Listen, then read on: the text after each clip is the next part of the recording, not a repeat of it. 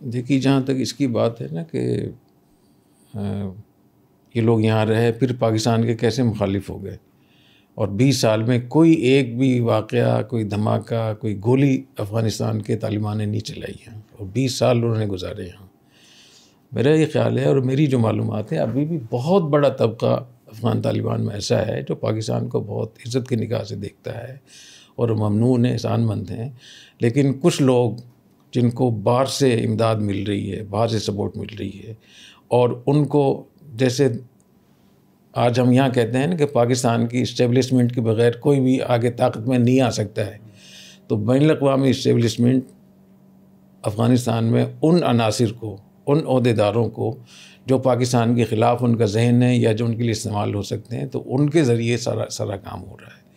अगर आप अच्छी रिसर्च पे जाएंगे तो अभी भी पाकिस्तान के लिए अफ़गान तालिबान में बहुत अच्छे लोग मौजूद हैं। ऐसा नहीं है कि वो लोग, लेकिन वो बेचारे बोल नहीं सकते क्योंकि वहाँ का निज़ाम इस किस्म का है।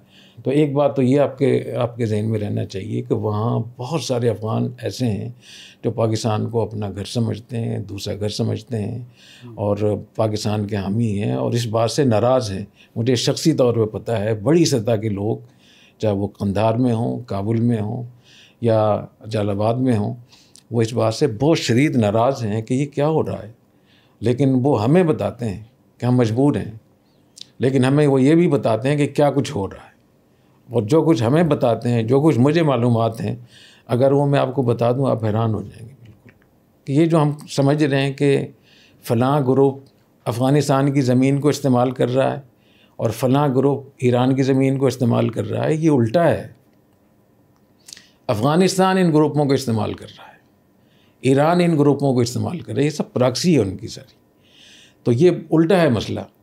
और अगर जिस दिन अफ़गानिस्तान और ईरान इस बात को समझ गया, और ईरान को समझना चाहिए, ईरान की हालत वैसी बहुत ज़्यादा पतली होगी, तो अब तो कम से कम वो रहम करें ना अपने ऊपर। अब क्यों इनको सपोर्ट करता है वो?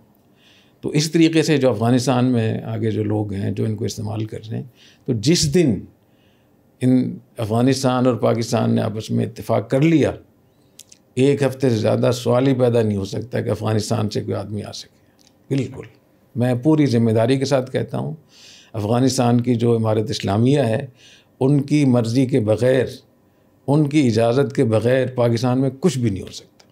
तो सबसे पहले मैं इस पर आगे जाके बात करूँगा कि उनको क्या करना चाहिए, वो क्यों इजाज़त दे रहे हैं, क्यों खामोशी इख्तियार कर रहे हैं, क्या उनकी मजबूरी है, क्या उनको अंदेशा है कि ये लोग अगर इन पे हमने सख्ती की तो ये दाइश से मिल जाएंगे और दाइश उनकी मुखालफत में है, या इनको कोई और मुल्क इस्तेमाल करेगा। तो इसमें बहुत सारे एहतमालात हैं।